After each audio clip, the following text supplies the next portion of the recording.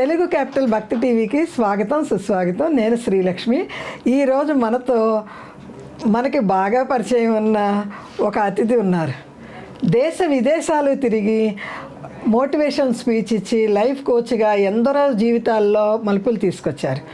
అదే కాక ఆంధ్ర మహిళా సభ కాలేజీలో రిటైర్డ్ ప్రిన్సిపల్, నర్సింగ్ కాలేజీకి ఈసీ మెంబర్, చైర్పర్సన్, చాలా పదవులు, ఇప్పటికీ ఎన్నో పదవులు చేపడుతూ నర్సింగ్ కాలేజీలో విద్యార్థులు, నర్సింగ్ స్టూడెంట్స్ మారుమూల ప్రాంతాలకి వెళ్ళి వారి సేవ అందించాల్సి వస్తుంది. వారికి వెళ్తానికి వస్తానికి కూడా చాలా ఇబ్బందికరమైన పరిస్థితుల్లో ఉన్నారు.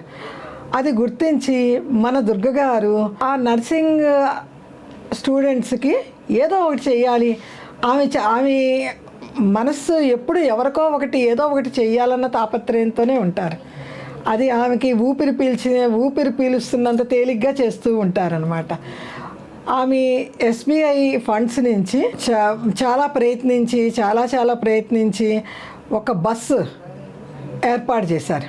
ఆ బస్సు ఎస్బీఐ సంస్థ వారు మన దుర్గగారి పేరు మీద ఆ బస్సు రిజిస్ట్రేషన్ చేసి 30 లక్షల రూపాయల బస్సు దుర్గాబాయి దేశ్ముఖ్ నర్సింగ్ కళాశాలకి దుర్గగారికి అందించారు. దుర్గగారు ఆ పిల్లలకి చాలా ఆనందంగా ఏ మారుమూలకి వెళ్ళాలన్నా ఆ బస్సుని చక్కగా ఏర్పాటు చేసి వారందరూ సంతోషంగా వెళ్ళేట్టు చేశారు. ఆమె ప్రతి ఒక్కళ్ళు సంతోషిస్తమే ఆమెకు కావాలి. వాళ్ళ సంతోషంలోనే ఆమె సంతోషం వెతుక్కుంటారు. ఆమె చేసే సేవలు అందరికీ కనపడేవి కావు. నేను ఇలా చెప్తున్నా కూడా ఒప్పుకోనంటారు. కానీ అద్భుతమైన సేవలు చేసి ఒక మహిళ సంఘకర్తగా నిస్వార్థ పరురాలుగా సేవలు అందించే దుర్గగారు మన దగ్గరికి వస్తాము, మన ఛానల్కి వస్తాము. నేను చేసుకున్న పూర్వజన్మ సుకృతం. దుర్గగారు నమస్కారం అండి. నమస్కారం అండి. నిజానికి ఆ బస్సు మా సెక్రటరీ, ప్రిన్సిపల్స్ అందరి ప్రయత్నంతో మాకు అదృష్టాన స్టేట్ బ్యాంక్ వారు దుర్గాబాయి గారి సేవలు గుర్తించి ఇచ్చారండి. ఈ దుర్గగారికి ఇచ్చారు. చాలా సంతోషం అండి.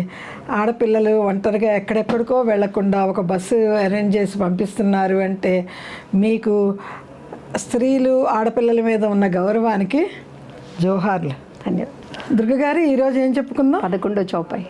11 అయిపోయాయి. వివరించండి. భీమ రూపధరి అసుర సంహారే రామచంద్రకే కాజసవారే 10వ చౌపాయి అండి. ఇప్పుడు లాయ సజీవన లఖనజియాయే శ్రీ రఘువీర హర్షివురులాయే. లాయ సజీవన లఖనజియాయే అనే శ్రీరాములు వారు రఘువీర హర్షివురులాయే హర్షంతో మన హనుమంతుల వారిని మెచ్చుకున్నారట. హనుమంతుల వారిని ఎంతమంది ఎన్ని రకాలుగా పొగిడారో చూద్దామా. ఉద్యాదిత్య సంకాసం ఉదార భుజ విక్రమం కందర్పకోటి లావణ్యం సర్వ విద్యా విశారదం శ్రీరామ హృదయానందం భక్త కల్ప మహారుహం అభయం వరదోర్జం కలయే మారుతాత్మజం శ్రీరామదూతం శరణం ప్రపద్యే నమోస్తు మారుతాత్మజం. అంటే ఉదయించే సూర్యుడిలాగా బలమైన భుజాలు కలిగిన వాడు, అంటే కోటి మన్మధుల అందం కలిగిన వాడు, అన్ని శాస్త్రాలు నేర్చినవాడు, అన్నింటికి మించి శ్రీరాముడికి ఆనందం కలిగించిన వాడు, భక్తులకి కల్పవృక్షం లాంటి వాడు, అందరికీ అభయం ఇచ్చేవాడు. అటువంటి హనుమంతుడిని ప్రార్థిస్తూ మనం ఈ రోజున 11వ చౌపాయికి వెళ్దాము. లాయ సజీవన లఖన జియాయే శ్రీ రఘువీర హర్షివురులాయే. ఇంద్రజిత్తు ఎప్పుడైతే శక్తి ఆయుధం వేశాడో లక్ష్మణుల వారికి దెబ్బ తగిలి మూర్చిపోయారు. అయితే ఒళ్ళు చల్లబడుతోంది, నల్లబడిపోతుంది, ఏమైపోతుందో అని అందరూ ఆందోళనగా ఉన్నారు. అటువంటి సమయంలో రాముల వారు కూడా చాలా వ్యాకులత పొందారట. శ్రీరామచంద్రుడే కంగారు పడిపోయారు. అప్పుడు ఈ మేఘనాథుడి అస్త్రానికి ఇలా జరిగింది అని అందరూ కంగారు పడి ఏం చేయాలా అనుకుంటుంటే అప్పుడు సుశేషణుడు అంటే వాళ్ళ యొక్క వైద్యుడు చెప్పాట, సంజీవిని పర్వతంలో కొన్ని మూలికలు ఉంటాయి, ఆ మూలికలు గనుక తీసుకొస్తే ఏమీ కాదు, దాన్ని బతికించవచ్చు అనగానే వెంటనే హనుమంతులు వారు ఒక గొంతులో చక్కగా సంజీవిని పర్వతాన్ని తీసుకురావడానికి వెళ్ళిపోయారట. వాయు వేగంతో వెళ్ళిపోయారు. అయితే అక్కడికి వెళ్ళి తెల్లవారే లోపల ఆ మూలికలు తెస్తేనే లక్ష్మణుడు బ్రతుకుతాడు అని సుశేషుడు చెప్పాడు. ఇది తెలిసి రావణాసురుడు ఆ సంజీవిని పర్వతం ఎక్కడ ఉంటుందో ఆ గిరికి అంటే ఆ కొండ దగ్గరికి ఒక కాలనేమి అని ఒక అసురుణ్ణి రాక్షసుణ్ణి పంపించాడు. అయితే ఎప్పుడైతే ఈ కాలనేమి సంజీవ పర్వతం దగ్గరికి వెళ్ళాడో, ద్రోణగిరి పర్వతం అది, అందులో సంజీవిని తీసుకురావాలి. అక్కడ కాలనేమి అనే రాక్షసుడు చక్కగా ఒక కుటీరం వేసుకుని మాయావి ఒక మునిలాగా ఉండి ఈ హనుమంతుడు రాగానే రామ రామ నామం చేస్తూ నీకు చాలా మంచి జరుగుతుంది, నీకు కావలసినవన్నీ లభిస్తాయి, కాస్త అలా ఆ సరస్సులో స్నానం చేసిరా, ఈ ఆతిథ్యం తీసుకో నీకు రానేసి చెప్పగానే రాములు వారు భక్తుడు కదా రామరామ అని చెప్పారని సరస్సు దగ్గరికి వెళ్ళి స్నానం చేశారట. అక్కడ మొసలి పట్టుకుంటే ఆ మొసలిని ఈయన గిరగిరా తిప్పి చంపేశారు. ఎవరు? హనుమంతుడు. ఆ మొసలి చనిపోగానే అప్సరసలాగా మారి నమస్కరించి, నేను శాపవశాత్తు అప్సరసని మొసలిగా మారాను, మీ వలన నాకు శాప విమోచన జరిగిందని నమస్కారం చేసి, ఆ కాలనేమి అనే అతను అసురుడు మిమ్మల్ని కావాలని తప్పుదోవ పట్టించి కాలాతీతం చెయ్యాలని వచ్చాడు అని చెప్పగానే ఆ ఆంజనేయ స్వామి వెళ్ళి ఆ కాలనేమిని సంహరించి సంజీవిని పర్వతం దగ్గర వెతుకుతుంటే ఆ మూలికలేవి సరిగా వెలుగుతూ కనిపించలేదుట. అమ్మో సమయం వెళ్ళిపోతుంది, సమయం ఏమో కాలాతీతం అవుతోంది, ఉదయం లోపల నేను వెళ్ళాలి కదా అని ఆ మూలికలన్నీ వెతికే లోపల ఆ మొత్తం పర్వతాన్ని ఎత్తుకుని వచ్చేస్తుంటే అక్కడ ఒక చిన్న అంటే వాల్మీకి రామాయణంలో లేదు, అయోధ్య మించి ఈ సంజీవిని పర్వతాన్ని హనుమంతుల వారు తెస్తుంటే కింద భరతుడు చూసి, అసలే అన్నగారు రావణాసురుడు యుద్ధము అనేక సమాచారాలు తెలుసున్నాయి కాబట్టి ఇదేదో అసుర మాయ అని ఒక బాణం వేసి కిందకి దింపేస్తాడు.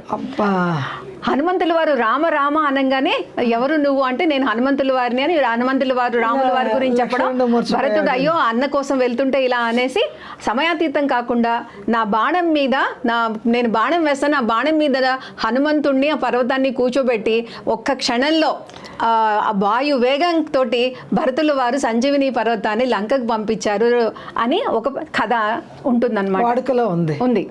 అయితే ఈ సంజీవిని తీసుకొచ్చినప్పుడు అందులో 4 రకాల మూలికలు చాలా గొప్పవండి. అంటే మన ప్రాచీన ఆయుర్వేద వైద్యము, మన పూర్వీకుల యొక్క గొప్పతనం ఏంటంటే అందులో మృత సంజీవిని అని ఉంది. ఆ మృత సంజీవిని ఆ పర్వతం తీసుకురాగానే చనిపోయిన వారందరూ బతికేశారట. అటు లక్ష్మణుడు, మిగతా వానరులు కూడా. ఏంటి ఆ గాలి వీస్తేనే. అయితే రావణాసురుడు రాక్షసులు మాత్రం బతకలేదు. ఎందుకని? రావణాసురుడికి ఇంతమంది పోయారు అని తెలియడం ఇష్టం లేక వాళ్ళని తీసుకెళ్లి సముద్రంలో పడేసేవాడు. కానీ వానరులు మాత్రం చనిపోయిన అక్కడే ఉన్నారు, వాళ్ళు కూడా చక్కగా లేచేశారు. మృత సంజీవిని. తర్వాత విసల్వకరణి అంటే బాణాలు ఏవైనా ఈటలు గుచ్చుకుని ఆ ముక్కలు ఉంటాయంట, ఆ వాసనకి ఆ మూలికకి వాటంతట అవే బయటకు వచ్చేస్తాయిట, రాలిపోతాయి. విశల్యకరణి అది మిగతా అందరికీ కూడా తగిలిన దెబ్బలు గాయాలు ములుకులు బయటకు వచ్చేసాయి. అలాగే సువర్ణకరణి అంటే కమిలిపోయి నల్లగా అయ్యి రక్తం గడ్డకట్టలు అవుతుంది కదండి, చక్కగా మళ్ళా దేహం కాంతివంతంగా చక్కగా అయిపోయింది అంటే బంగారం లాగా, అంటే ఒరిజినల్ రంగు వచ్చేసింది అనేసి. అలాగే సంధానకరణి అక్కడ ఇక్కడ ఎముకలవన్నీ విరిగిపోతాయి కదండి యుద్ధంలో, అవన్నీ కూడా వాటంతటా అవే వతుక్కున్నాయిట. అంత గొప్ప మూలికలు అవన్నీ కూడా మనకి సంజీవిని పర్వతంలో ఉన్నాయి, మన హిమవత్ పర్వతంలో ఉన్నాయి, ద్రోణగిరి పర్వతంలో ఉన్నాయి. మన పూర్వీకులకి ఋషులకి అందరికీ తెలుసు మనది అంత గొప్ప ఆయుర్వేద విద్య అనేసి ఈనాటి జనరేషన్ అందరికీ కూడా ఆయుర్వేదం యొక్క ఇంపార్టెన్స్ అనేది తెలియాలండి తప్పకుండా. అయితే ఇక్కడ మనకి ఏంటంటే రాముల వారు విలపిస్తుంటే లాయ సజీవన లఖన జియాయే, ఒక సంజీవిని పర్వతాన్ని తెచ్చి లక్ష్మణ్ని బ్రతికించావు. అప్పుడు శ్రీ రఘువీర, ఇక్కడ రామ అనలేదండి, శ్రీ రఘువీర. శ్రీ అంటే అమ్మవారి భర్త అంటే లక్ష్మీపతి. అటువంటి రఘువీరుడు, రఘువంశం ఎటువంటి వంశం అండి? గొప్ప వంశం, వీరుడు. అటువంటి వీరుడిని సంతోషపరచగలిగి ఆనందపరచగలిగిన హనుమంతుడిని ఆయన వచ్చి వెంటనే కౌగిలించుకున్నారట. లక్ష్మణుడు మూర్చిపోగానే రాములు వారు సీతని సీత లాంటి మళ్ళా సీత పోయినా నేను బాధపడను, మిత్రులు పోయినా సంపాదించుకోగలము, కానీ నా సోదరుడు పోతే నేను సంపాదించుకోలేను కదా అని ఆయన చాలా విలపిస్తున్నారట. అంత విలపిస్తున్న మన దేవుడు భగవంతుడు సాక్షాత్తు విష్ణుమూర్తికి ఎవరైనా దొరుకుతారు, తోడ పుట్టిన వాళ్ళు దొరకరు కదా. అదే అంటే ఆయన ఏమంటారంటే భార్య స్నేహితులు అందరూ దొరుకుతారు కానీ సోదరుడు దొరకడు కదా అని, మరి మానవ రూపంలో ఉన్నారు కదండి విష్ణుమూర్తి అయినా, అలా ఆయన విలిపించారు. అటువంటి ఆయన ఖేదాన్ని బాధని తగ్గించి సంతోషం కలిగించింది ఎవరు అంటే మన హనుమంతుడు. అయితే లక్ష్మణుడు లేచి కూర్చుని, నిద్రపోయిన వాడు లేచి కూర్చున్నట్టుగా ఉన్నట్ట. అంటే మనము దీనికి మనం ఏమి అనుసరణ చేసుకోవచ్చు అంటే, హనుమ సంజీవిని తీసుకురావడం, అయోధ్యకు వెళ్ళి ఆ భరతుడు బాణానికి మళ్ళా వచ్చాడు, ఇవన్నీ కథనాలు విన్నాక మనకేమనిపిస్తుందంటే, రాముల వారు కృతజ్ఞతగా ఒక భక్తుణ్ణి, ఒక వానరమైన ఒక కోతిని ఎంత మర్యాద ఇచ్చి ఎంత విలక్షణంగా ఆయన భక్తుడికి ఆలింగనం ఇచ్చారు. ఒక సేవకుడు, ఒక దాసుడు, ఒక రామదూత అంటే ఆయన గొప్పతనం. సోదర సమాన అని ఆలింగనం చేసుకున్నారు. అది రాముల వారి యొక్క గొప్ప, అంటే కృతజ్ఞత చూపించడం అన్నమాట.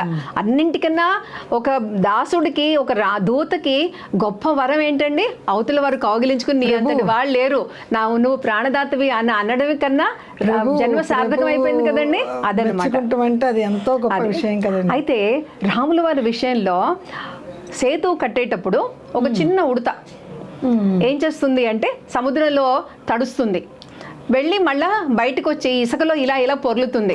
ఆ ఇసుక తీసుకెళ్లి సేతువు దగ్గర దులుపుతుంది, మళ్ళా సముద్రంలోకి వెళ్ళి తడుస్తుంది, మళ్ళా ఇసుకలో మునుగుతుంది. అలా ఎన్నోసార్లు తిరుగుతూ ఉంటే అందరూ ఉడత సాయం అందరూ చూసి నవ్వుకున్నారట, ఈ దులిపిన ఇసుకతో కట్టేస్తారేమిటి సేతు అన్నట్టుగా. కానీ రాముల వారు ఎంతో సంతోషపడి, ఉడత తన సామర్థ్యం ఎంత ఉందో అంత పనిచేస్తోంది అని దాన్ని ఇలా నిమిరారట. అప్పటి నుంచి దాని మీద అలా 3,000 గుర్తులు వస్తాయి, ఉంటాయి. అవి రాముల వారి ఆశీర్వాదం అని చెప్తారు. అంటే ఇక్కడ ఉడత సాయాన్ని రాముల వారు ఏం చెప్తున్నారంటే, ఉడత తన సామర్థ్యం కొద్దీ పనిచేసింది. మరి మనుషులం మనం కూడా మన సామర్థ్యం కొద్దీ పని చేస్తున్నామా? మా బాస్ ఇంతే చెప్పాడు చాలు, ఇంట్లో ఇంతే చేస్తే చాలు, అంతే రాస్తే చాలు, 10 చాప్టర్లు ఉంటే 4 చాప్టర్లు చదువుకు వెళ్దాం అని పనికి లేకపోతే సేవకి అన్ని విషయాల్లో మనం డిస్కౌంట్ మనకి మనమే ఇచ్చుకుంటూ ఉంటాం.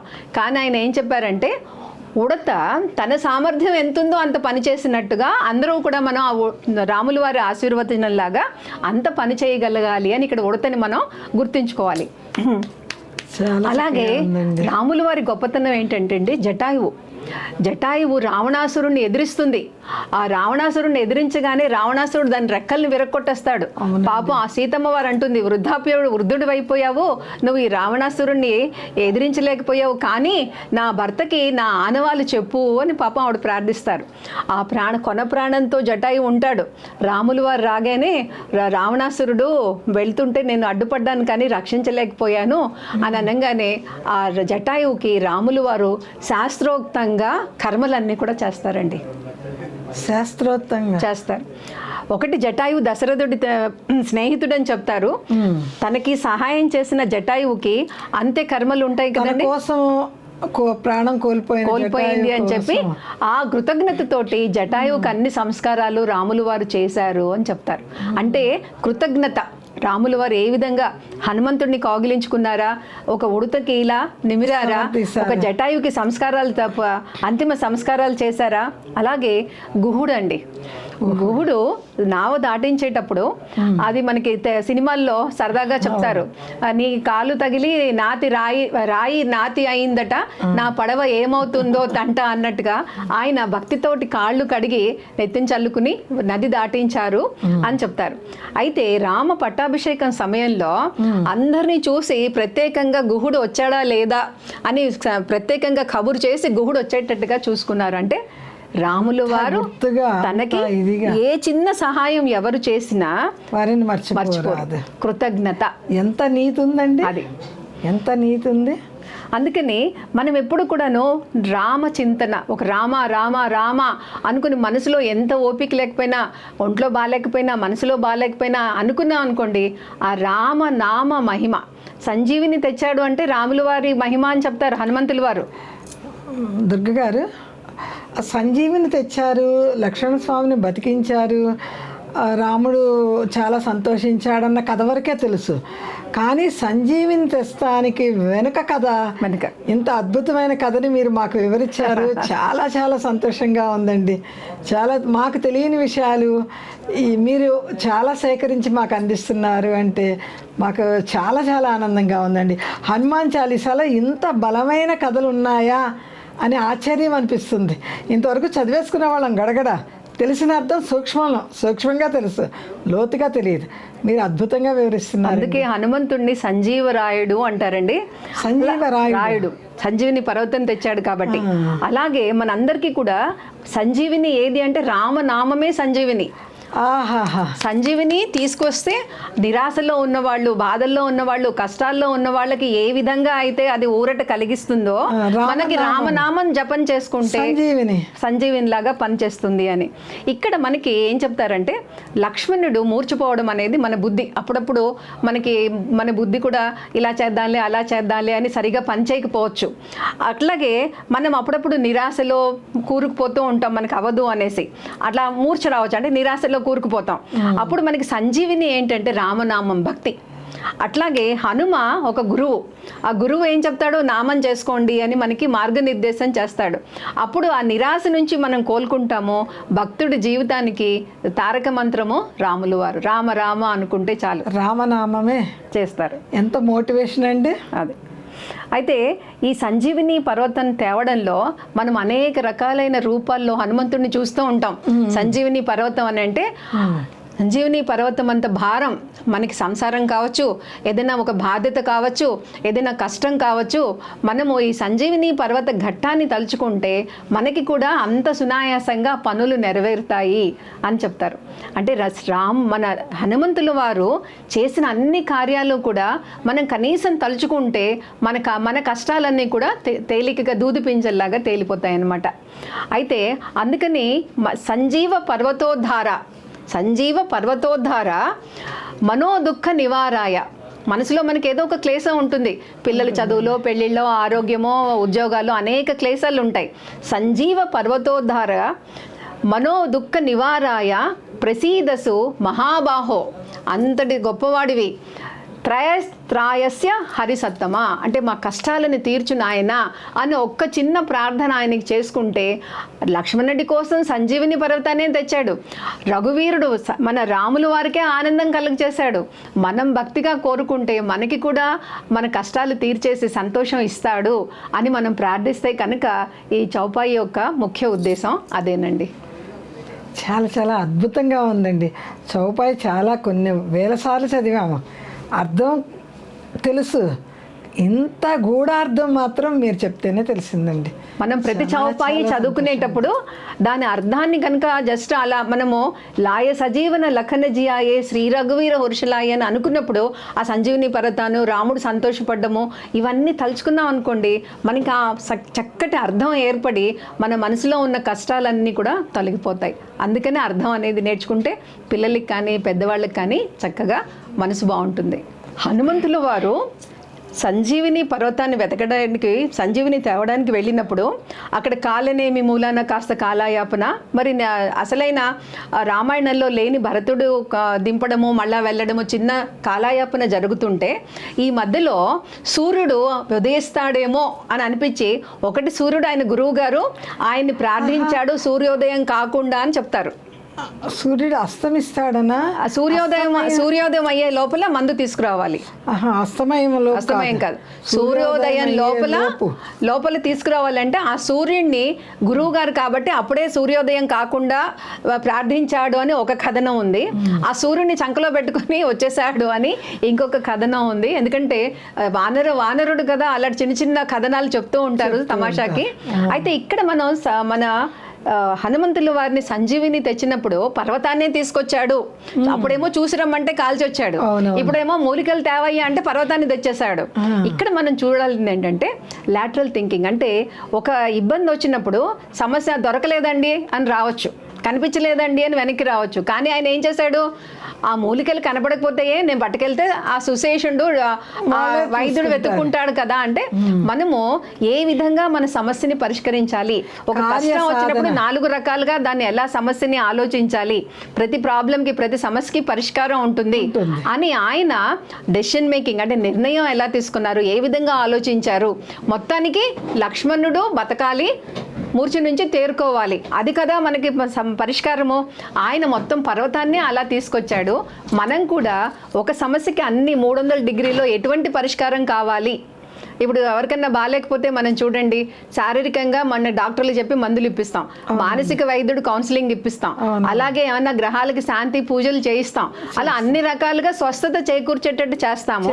ఇక్కడ ఈయన ఆలోచించి ఆహా ఇవి కనిపించట్లేదు, మూలికలు ఇప్పుడు వెలగట్లేదు, సరే మొత్తం పర్వతం తీసుకెళ్తాను అనుకున్నాడు.